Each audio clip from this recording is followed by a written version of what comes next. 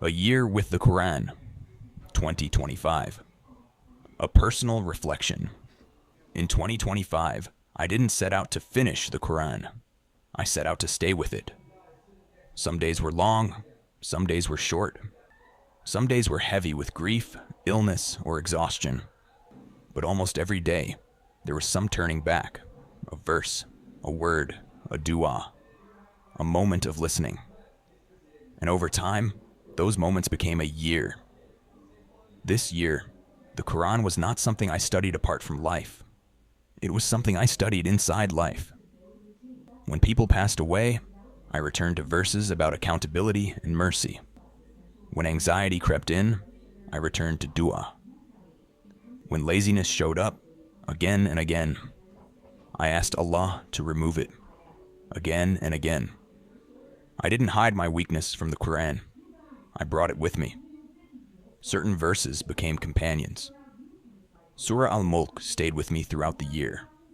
Not just recited, but revisited. Verse by verse, word by word. Sometimes slowly, sometimes repeatedly. The closing verses of Surah Al-Baqarah followed me into mornings, car rides, and quiet nights. Ayat al-Kursi was never just a verse. It was a reminder of who is in control when I am not. I learned something important this year. Depth changes you more than breadth. Much of this journey was not solitary. I studied with my father. I listened with my mother. I shared verses with my children. I discussed meanings with friends. Sometimes the study looked like fixing a laptop so someone could access Quran.com. Sometimes it looked like setting up audio so the Quran could play during a drive. Sometimes it was just sitting together, listening. Those moments mattered as much as memorization.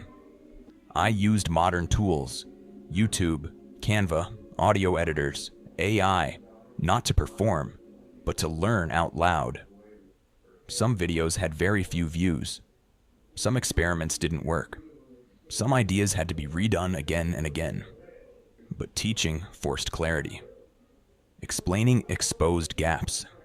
Sharing made me accountable. The Quran became something I didn't just consume. It became something I served. One dua kept returning throughout the year. Allahumma arinal haqqa haqqan warzuqna ittiba'ah.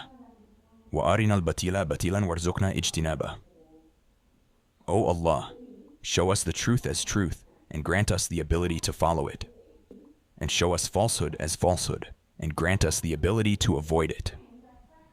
This wasn't abstract theology. It was a daily need. Because knowing the truth is not the same as living it. Looking back, I don't measure this year by how many verses I covered. I measure it by how often I returned. Returned after travel. Returned after sickness. Returned after loss. Returned after distraction.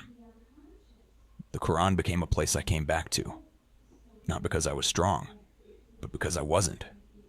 If there is one thing this year taught me, it is this. The Quran does not ask for perfection. It asks for presence. It meets you tired. It meets you grieving. It meets you confused. And if you keep coming back, even briefly, even imperfectly, it slowly shapes the way you see, speak, and stand. This was my year with the Quran. Not finished, not complete, but alive, and insha'Allah, it continues.